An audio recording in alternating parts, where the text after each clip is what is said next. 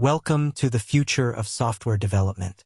By 2026, AI tools will have replaced human developers in many aspects of coding. Meet the first AI tool, Code Whisperer.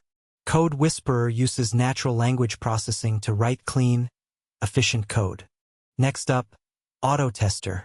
Auto Tester uses machine learning to identify and fix bugs. The third AI tool, Code Reviewer. Code Reviewer analyzes code for security vulnerabilities and performance issues. Fourth on the list, AI Designer.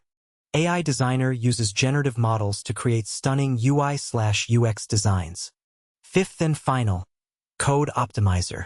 Code Optimizer refactors code for maximum performance and efficiency. These AI tools will revolutionize software development by 2026. But what does this mean for human developers? Will AI tools replace human developers, or will they augment their abilities?